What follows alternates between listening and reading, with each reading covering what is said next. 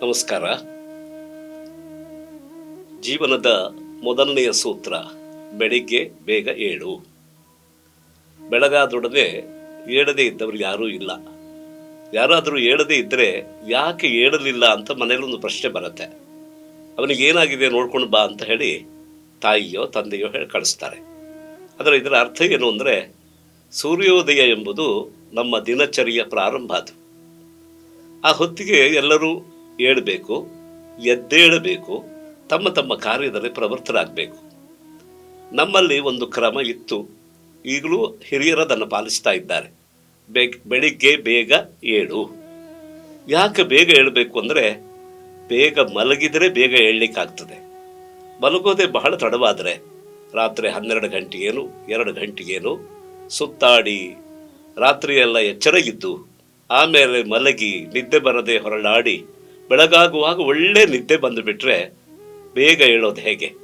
ಏಳೋದಕ್ಕೆ ಸಾಧ್ಯ ಆಗೋದಿಲ್ಲ. ಎದ್ದರೂ ತುಂಬ ತಡವಾಗಿ ಎದ್ದು ಮೈ ಮುರಿದು ಆಕಳಿಸ್ತಾ ಅವತ್ತಿನ ಕೆಲಸಗಳನ್ನು ಮಾಡಬೇಕೋ ಬೇಡವೋ ಎಂಬ ವಿಚಾರದಲ್ಲಿ ಹೇಳ್ತಾರೆ. ತುಂಬ ಜನ ಯುವಕರು ಈ ರೀತಿಯಾಗಿ ನಡ್ಕೊಳ್ತಾ ಇದ್ದಾರೆ. ಇದು ಅವರ ತಪ್ಪು ಎಂಬ ಅಭಿಪ್ರಾಯದಲ್ಲಿ ನಾವು ಹೇಳ್ತಾ ಇಲ್ಲ, ಆದರೆ ಸರಿ ಅಲ್ಲ ಅಂತ ನಮಗೆ ಅನಿಸ್ತದೆ. ಅದಕ್ಕಾಗಿ ಇದನ್ನು ಹೇಳ್ತಾ ಇರೋದು. ತುಂಬ ವೈಯಕ್ತಿಕವಾದ ವಿಷಯವೇ ಆದರೂ ಕೂಡ ಇದರ ಬಗ್ಗೆ ನಮಗೊಂದು ಜಾಗರೂಕತೆ ಇರಬೇಕದು. ಬೆಳಿಗ್ಗೆ ಬೇಗ ಏಳು ಎಂಬ ಮಾತು ಜೀವನದ ಒಂದು ಆರೋಗ್ಯಕರವಾದ ಸೂತ್ರ. ಅದು ಮೊದಲು ಅರುಣೋದಯ, ಅದಕ್ಕಿಂತ ಮುಂಚೆ ಬ್ರಾಹ್ಮಿ ಎಂಬಂಥ ಒಂದು ಕಾಲ, ಆಮೇಲೆ ಸೂರ್ಯೋದಯದ ಕಾಲ. ಆ ಕಾಲವನ್ನು ನಾವು ಬಹಳ ಎಚ್ಚರಿಕೆಯಿಂದ ಬಳಸಬೇಕು. ನಮ್ಮ ಜೀವನದಲ್ಲಿ ಒಂದೊಂದು ಸೆಕೆಂಡ್, ಒಂದೊಂದು ಕ್ಷಣಕ್ಕೂ ಕೂಡ ಅಮೂಲ್ಯವಾದಂತಹ ಬೆಲೆ ಇದೆ. ಅದು ನಾವು ಅದನ್ನು ಅರ್ಥ ಮಾಡಿಕೊಂಡು ಬಳಸಿದರೆ ಮಾತ್ರ ನಮ್ಮ ಬದುಕು ಹಸನಾಗ್ತದೆ, ನಮ್ಮ ಬಾಳಾಟಕ್ಕೆ ಒಂದು ಯಶಸ್ಸು ಸಿಗ್ತದೆ. ಆ ದೃಷ್ಟಿಯಿಂದ ಬೇಗ ಏಳಬೇಕು ಅಂತಂದರೆ ಆ ಕಾಲವನ್ನು ಬಹಳ ಹೊಣೆಗಾರಿಕೆಯಿಂದ ಬಳಸಬೇಕು. ಬ್ರಾಹ್ಮಿ ಅಂತ ಒಂದು ಮುಹೂರ್ತ, ಬೆಳಗಿನ ಜಾವ 3:30ಯಿಂದ 5 ಗಂಟೆವರೆಗಿನ ಒಂದು ಕಾಲ. ಅದು ಅದರಲ್ಲಿ ಬಹಳ ಕ್ಲುಪ್ತವಾದಂತಹ ಕಾಲ. ಅದಕ್ಕೆ ಬ್ರಾಹ್ಮಿ ಎಂಬ ಹೆಸರು ಬರೋದಕ್ಕೆ ಕಾರಣ ಏನು ಅಂದರೆ, ಬ್ರಹ್ಮ ಅಂದರೆ ವೇದ, ವೇದಾಧ್ಯಯನಕ್ಕೆ ಪ್ರಶಸ್ತವಾದ ಕಾಲ ಅದು. ಆ ಕಾಲದಲ್ಲಿ ನಮ್ಮ ಮನಸ್ಸು ನಿರಾಗ್ರಹಿಯಾಗಿರ್ತದೆ. ಯಾವುದೇ ಒಂದು ಪ್ರೀ ಆಕ್ಯುಪೇಷನ್, ಒಂದು ಪೂರ್ವಗ್ರಹ ಇರೋದಿಲ್ಲ ಮನಸ್ಸಿಗೆ. ನಿದ್ದೆಯಿಂದ ತಿಳಿಯಾಗಿ, ಮನಸ್ಸು ತಿಳಿಯಾಗಿ ಎಚ್ಚರಗೊಂಡು ಕೈಕಾಲು ತೊಳೆದು ಸಾಧ್ಯವಾದರೆ ಸ್ನಾನ ಮಾಡಿ ವೇದಾಧ್ಯಯನಕ್ಕೆ ತೊಡಗಿದರೆ ವೇದದ ಧಾರಣ ಮತ್ತು ಸ್ಫುರಣ ಎರಡೂ ಬಹಳ ವ್ಯವಸ್ಥಿತವಾಗಿ ಆಗ್ತದೆ. ಆದ್ದರಿಂದ ಬ್ರಹ್ಮ ಯೋಗ್ಯವಾದ ಕಾಲ, ಅದಕ್ಕೆ ಬ್ರಾಹ್ಮಿ ಕಾಲ ಅಂತ ಹೆಸರು. ಆ ಕಾಲದಲ್ಲಿ ಏಳಬೇಕು, ಎದ್ದು ಅಧ್ಯಯನಕ್ಕೆ ತೊಡಗಬೇಕು. ಇದು ಒಂದು ವ್ಯವಸ್ಥೆ ಆಗಿತ್ತು. ಈ ವ್ಯವಸ್ಥೆಯನ್ನು ಇವತ್ತು ಬಹಳ ಕಡೆಗೆ ಪಾಲಿಸ್ತಾ ಇಲ್ಲ, ಅಥವಾ ಪಾಲಿಸುವ ಸ್ಥಳ ಮತ್ತು ವ್ಯಕ್ತಿಗಳು ಬಹಳ ಅಂಗುಲಿ ಮೇಯರಾಗಿದ್ದಾರೆ. ಅಂದರೆ ಬೆರಳಿನಿಂದ ನಾವು ಅವರನ್ನು ಗಣಿಸ್ಬೋದು, ಹಾಗಿದ್ದಾರೆ. ಅದು ಇದಾದ ಮೇಲೆ ಅರುಣೋದಯದ ಕಾಲ. ಆಕಾಶದಲ್ಲಿ ಬೆಳ್ಳಿ ಚುಕ್ಕೆ ಮೂಡಿ ಮರೆಯಾಗ್ತಾ ಒಂದು ಕೆಂಪು ಬಣ್ಣ ಚೆಲ್ಲುವ ಕಾಲ ಇದು ಅರುಣೋದಯ ಅಂತ. ಅರುಣ ಸೂರ್ಯನ ಸಾರಥಿ, ಅವನು ಮೊದಲು ಕಾಣ್ತಾನೆ ನೋಡಿ. ಯಾವಾಗಲೂ ಹಾಗೆ ನಮಗೆ ಒಂದು ವಾಹನ ಬರ್ತಾ ಇದ್ರೆ ಡ್ರೈವರ್ ಮೊದಲು ಕಾಣ್ತಾನೆ, ಯಾಕೆಂದರೆ ಅವನು ಮುಂದುಗಡೆ ಇರ್ತಾರೆ. ಹಾಗೆ ಸೂರ್ಯನ ರಥವನ್ನು ನಡೆಸುವ ಸಾರಥಿ ಅರುಣ, ಅವನು ಕುಂಟಾಗಿರಬಹುದು, ಅವನ ಬಣ್ಣ ಕೆಂಪು. ಆ ಕೆಂಪು ಆಕಾಶದಲ್ಲಿ ಚೆಲ್ಲುತ್ತಾ ಇರುವ ಕಾಲ ಇದೆಯಲ್ಲ, ಅದು ಅರುಣೋದಯದ ಕಾಲ. ಚುಮು ಚುಮು ಬೆಳಕಾಗುವ ಹೊತ್ತಿನಲ್ಲಿ ಗಮನಿಸಬೇಕು, ಅದು ಎಂಥ ಒಂದು ನೀರವವಾದಂತಹ ಒಂದು ಸನ್ನಿವೇಶ ಅಂತಂದರೆ ನಿಶ್ಶಬ್ದ. ಮೊಟ್ಟ ಮೊದಲು ಒಂದು ಹಕ್ಕಿ ತನ್ನ ಮರಿಯನ್ನು ಎಬ್ಬಿಸುವ ಕೂಗಿದೆಯಲ್ಲ, ಆ ಹಕ್ಕಿಯ ಕೂಗೆ ಮೊದಲನ ಸದ್ದದು. ಅದಾದ ಮೇಲೆ ಕೋಳಿಯ ಕೂಗು, ಅದಾದ ಮೇಲೆ ನಾಯಿಯ ಕೂಗು. ಪ್ರಾಣಿಗಳೆಲ್ಲ ಎಚ್ಚರಗೊಂಡು ತಮ್ಮ ತಮ್ಮ ಪರಿವಾರವನ್ನು ಎಬ್ಬಿಸುವ ಒಂದು ಶಬ್ದಗಳು. ಆ ಶಬ್ದಗಳೆಲ್ಲ ಪ್ರಕೃತಿಯಲ್ಲಿ ತುಂಬಿಕೊಳ್ತಾ ಹೋಗ್ತವೆ. ಮೆಲ್ಲಗೆ ಆ ಮುಂಜಾವಿನ ಕುಳಿರ್ ಗಾಳಿ, ಸ್ವಲ್ಪ ಚಳಿಯ ಗಾಳಿ ಇದೆಯಲ್ಲ, ಅದು ಸೊಯ್ ಅಂತ ಬೀಸುವ ಸದ್ದು ಕೂಡ ನಮಗೊಂದು ಸಂಸ್ಕಾರವನ್ನು ಮಾಡ್ತದೆ.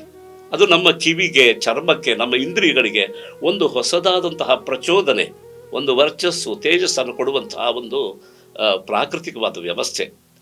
ಆ ಕಾಲ ನಮ್ಮ ದೇಹದ ಮೇಲೆ, ಧಮನಿಗಳ ಮೇಲೆ, ನಮ್ಮ ಮನಸ್ಸಿನ ಮೇಲೆ ಮಾಡುವ ಪ್ರಭಾವವನ್ನು ನಾವು ತಪ್ಪಿಸಿಕೊಡ್ತಾ ಇದ್ದೇವೆ.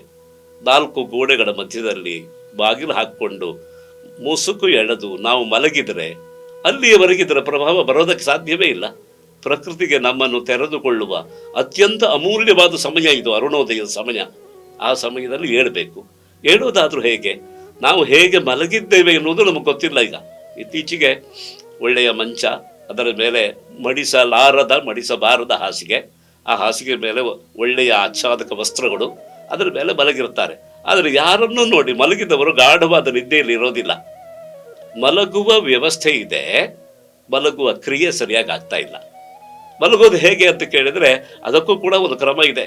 ಹಿಂದಿನ ದಿವಸ ರಾತ್ರಿ ಬೇಗ ಕೈಕಾಲನ್ನೆಲ್ಲ ತೊಳೆದು ಬಂದು ಕುಳಿತುಕೊಂಡು ಹಾಸಿಗೆ ಯಾವ ಬಟ್ಟೆಯೂ ಮಲಿನವಾಗದೇ ಇದ್ದಾಗ ನೋಡಿಕೊಂಡು, ಅದರ ಮಡಿಕೆಗಳೆಲ್ಲ ವ್ಯತ್ಯಾಸವಾಗದೇ ಇದ್ದಾಗ ಇಟ್ಟುಕೊಂಡು ಅಷ್ಟು ಶಿಸ್ತಾಗಿ ಕುಳಿತುಕೊಂಡು ಧ್ಯಾನ ಮಾಡಬೇಕಂತ. ಇವತ್ತು ಬೆಳಗಿನಿಂದ ಈ ಸಾಯಂಕಾಲದವರೆಗೆ ನಾನು ಏನೇನು ಮಾಡೋಕ್ಕಾಯ್ತು ಅಂತ, ನಿನ್ನೆವರೆಗೆ ಏನು ಮಾಡಿದ್ದೆ, ಇವತ್ತು ಏನು ಮಾಡಿದೆ, ನಾಳೆ ಮಾಡಬೇಕಾದ ಕೆಲಸ ಏನಿದೆ ಅಂತ ಇಷ್ಟನ್ನೂ ಜ್ಞಾಪಿಸಿಕೊಂಡು, ಅಂದರೆ ನಮ್ಮ ಬಗ್ಗೆ ನಾವು ಯೋಚನೆ ಮಾಡಿಕೊಂಡು, ಆಮೇಲೆ ಭಗವಂತ ಒಳ್ಳೆಯ ನಿದ್ದೆ ಕೊಡಪ್ಪ, ದುಸ್ವಪ್ನ ಬೀಳದೇ ಇರಲಿ ಅಂತ ಒಂದು ಪ್ರಾರ್ಥನೆ ಮಾಡಿ ಮಲಗಬೇಕಂತೆ.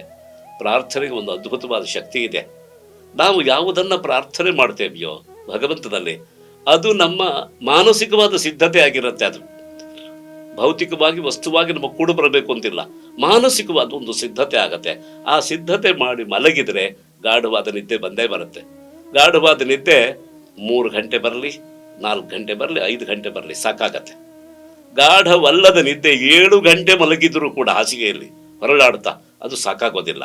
ನಮ್ಮ ದೇಹಕ್ಕೆ ಆರೋಗ್ಯವನ್ನು ಕೊಡೋದಿಲ್ಲ, ಅದು ಮನಸ್ಸಿಗೆ ಒಂದು ಉಲ್ಲಾಘ ಸ್ಥಿತಿಯನ್ನು ಕೊಡೋದಿಲ್ಲ. ಅದು ಅಂತಹ ಒಂದು ನಿದ್ದೆ ಮಾಡಿ ಎಡಮಗ್ಗಲಾಗಿ ಮಲಗಬೇಕದು ಕ್ರಮ ಇದು. ಇದಕ್ಕೆ ಒಂದು ವೈಜ್ಞಾನಿಕವಾದ ಕಾರಣ ಇದೆ. ಇದು ಕೇವಲ ನಂಬಿಕೆ ಮಾತ್ರ ಅಲ್ಲ. ಎಡಭಾಗದಲ್ಲಿ ನಮ್ಮ ದೇಹವನ್ನು ನಿರಂತರವಾಗಿ ಒಂದು ಕ್ಷಣ ಬಿಡದೆ ಕಾಪಾಡುವ ಅನೇಕ ಅವಯವಗಳಿವೆ. ಅದರ ಭಾರ ಹೆಚ್ಚು. ಉದಾಹರಣೆಗೆ ನಮ್ಮ ಹೃದಯ ಎಡಪಕ್ಕದಲ್ಲಿದೆ. ಆ ಹೃದಯ ದೇಹದ ಇಡೀ ರಕ್ತ ಸಂಚಾರವನ್ನು ಒಂದು ಕ್ಷಣ ಬಿಡದೆ ನಿಯಂತ್ರಿಸುವಂತಹ ಒಂದು ಅವಯವ ಅದು. ಒಂದು ದೃಷ್ಟಿಯಿಂದ ನಮ್ಮ ಜೀವನ ಬದುಕಿರೋದೇ ಹೃದಯದಲ್ಲಿ. ಬಹಳ ಭಾರ ಅದು. ಯಾಕೆ ಅಂದರೆ ಅವರು ನೀಟಾಗಿ ರಾತ್ರಿ ಕಾಲ ಮಲಗಿದಾಗ ಕಾಲ ತುದಿಯಿಂದ ತಲೆಯವರೆಗಿನ ಒಂದು ರಕ್ತ ಸಂಚಾರ ಅದು ನಿರಾತಂಕವಾಗಿ ನಿರಂತರವಾಗಿ ನಡೀತಾ ಇರಬೇಕು. ನಡೆಯೋದಕ್ಕೆ ಬೇಕಾದ ಒಂದು ಸಮಾಧಾನ ಅದಕ್ಕಿರಬೇಕದು. ಆದ್ದರಿಂದ ಅದನ್ನು ಎಡಪಕ್ಕದಲ್ಲಿಯೇ ಇಟ್ಟು ಮಲಗೋದು, ಎಡಮಗ್ಗಲಾಗಿ ಮಲಗು ಅಂತ ಹೇಳಿದ್ದು.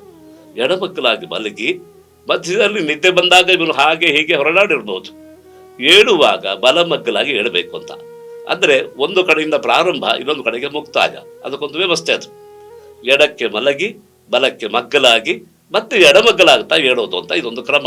ನಾವು ಎಲ್ಲಿಂದ ತೊಡಗಿದ್ದೇವೆಯೋ, ಪ್ರಾರಂಭ ಮಾಡಿದ್ದೇವೆಯೋ ಅಲ್ಲೇ ತಮ್ಮ ನಿದ್ದೆಯನ್ನು ತಂದು ಮುಗಿಸಬೇಕು ಅಂತ. ಹಾಗೆ ಎದ್ದ ಮೇಲೆ ಹಾಸಿಗೆಯನ್ನು ಮಡಚಿ ಇಡಬೇಕು. ಹಾಸಿಗೆಯನ್ನು ಮಡಚಿ ಇಡದೇ ಇದ್ದರೆ ಎಂತಹ ತೊಂದರೆಗಳಾಗತ್ತೆ ಅಂತ ಈಗ ಉಳಿದ ಕಾರಣಗಳು ನಮಗೆ ಗೊತ್ತಾಗತ್ತೆ. ಗಾಳಿ ಬೀಸಿದಾಗ ಧೂಳು ಬಂದು ತುಂಬಿಕೊಳ್ಳುತ್ತೆ, ಬೇಗ ಬಟ್ಟೆಗಳು ಕೊಳೆ ಆಗ್ತವೆ. ಆ ಬಟ್ಟೆಯಲ್ಲಿ ಮತ್ತೆ ಹಾಕ್ಕೊಂಡು ಮಲಗೋದಕ್ಕೆ ಅನುಕೂಲ ಆಗೋದಿಲ್ಲ. ಅದನ್ನು ಮಡಚಿ ಇಟ್ಟಾಗ ಇದು ನಮ್ಮ ಹಾಸಿಗೆಯ ಬಟ್ಟೆ ಎಂಬ ದೃಷ್ಟಿಯಿಂದ ಅದಕ್ಕೊಂದು ಪ್ರತ್ಯೇಕ ವ್ಯವಸ್ಥೆ ಇರುತ್ತೆ. ಇಲ್ಲದೆ ಇದ್ರೆ ಬೇರೆ ಉದ್ದೇಶಕ್ಕೆ ಮೇಲಿರುವ ಕಂಬಳಿಯನ್ನು ಇನ್ಯಾವುದೋ ಉದ್ದೇಶಕ್ಕೆ ಬಳಸೋದು, ಬೇರೆ ಇರುವಂತಹ ಚಾದರವನ್ನು ಮತ್ಯಾವುದೋ ಉದ್ದೇಶಕ್ಕೆ ಬಳಸೋದು. ಹೀಗೆ ಮಾಡಿದರೆ 3 ದಿವಸ 4 ದಿವಸದ ನಂತರ ಅದನ್ನು ಉಪಯೋಗಿಸೋದಕ್ಕೆ ಆಗೋಲ್ಲ.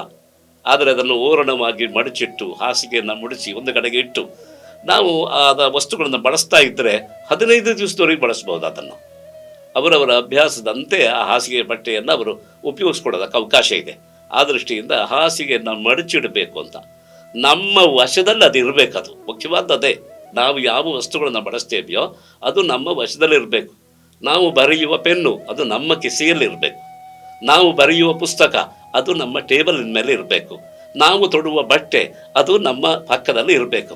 ನಾವು ಮಲಗಿದ ವಸ್ತ್ರ ಅದು ನಾವೇ ಅದನ್ನು ಮಡಿಸಿರಬೇಕು. ಅಂದ್ರೆ ನಮ್ಮ ಬಳಕೆಯಲ್ಲಿ ಅದು ವ್ಯವಸ್ಥಿತವಾಗಿ ಇರಬೇಕು. ಈ ಅಭ್ಯಾಸ ನೋಡಿ, ಒಂದು ದಿವಸಕ್ಕೆ ನಮಗೆ ಅದರ ಬೆಲೆ ಗೊತ್ತಾಗೋದಿಲ್ಲ. ಜೀವಮಾನ ಇಡೀ ಜೀವನದಲ್ಲಿ ಇಂತಹ ಒಂದು ಅಭ್ಯಾಸ ಮಾಡಿಕೊಂಡ್ರೆ ನಮ್ಮದು ನಮ್ಮದೇ, ಇನ್ನೊಬ್ಬರದ್ದು ನಮ್ಮದಲ್ಲ. ನೋಡಿ ಎಷ್ಟು ಸೂಕ್ಷ್ಮ ಇದೆ ಅಂತಂದರೆ, ನಮ್ಮ ಒಳಗಿನ ನಟ್ ಬನಿಯನ್ ಅದನ್ನು ನಾವು ಮುಟ್ಟಿದ ತಕ್ಷಣ ಇದು ನಮ್ಮದಲ್ಲ ಅಂತ ಗೊತ್ತಾಗತ್ತೆ. ಕಣ್ಣು ಬಿಟ್ಟು ನೋಡಬೇಕು ಅಂತಿಲ್ಲ, ಕಣ್ಣು ಮುಚ್ಚಿ ಮುಟ್ಟಿದ್ರು ಇದು ನಮ್ಮದಲ್ಲ ಅಂತ ಹೇಗೆ ಗೊತ್ತಾಯಿತು? ಸ್ಪರ್ಶ. ಆ ಸ್ಪರ್ಶ ಕಣ್ಣಿನ ಕೆಲಸ ಮಾಡುತ್ತೆ. ಅದು ನೀವು ಮುಟ್ಟಿದರೆ ಕಣ್ಣು ನೋಡಿದ ಹಾಗಿರುತ್ತೆ ಅದು. ಆದ್ದರಿಂದ ಆ ಇಂದ್ರಿಯಕ್ಕಂತಹ ಒಂದು ಪಳಗುವಿಕೆ ಅಭ್ಯಾಸ, ಆ ಬಲ ಕೂಡಿ ಬರಬೇಕು ಅಂತಂದರೆ ಅಷ್ಟು ನಾವು ವ್ಯವಸ್ಥಿತವಾಗಿ ಇರಬೇಕು. ಆದ್ದರಿಂದ ನಮ್ಮ ಜೀವನ ಪ್ರಾರಂಭ ಆಗೋದೇ ಬೇಗ ಏಳುವುದರ ಮೂಲಕ. ಆದ್ದರಿಂದ ಬಂಧುಗಳೇ, ಸಾಧ್ಯವಾದಷ್ಟು ಅಂದರೆ ಹೆಚ್ಚು ಗಟ್ಟಿಯಾದ ಮನಸ್ಸಿನಿಂದ ಸಂಕಲ್ಪ ಮಾಡಿಕೊಂಡು ಬೆಳಿಗ್ಗೆ ಬೇಗ ಎದ್ದು ಒಳ್ಳೆಯ ಬದುಕನ್ನು ಮಾಡೋದಕ್ಕೆ ಸಂಕಲ್ಪ ಮಾಡೋಣ. ನಮಸ್ಕಾರ.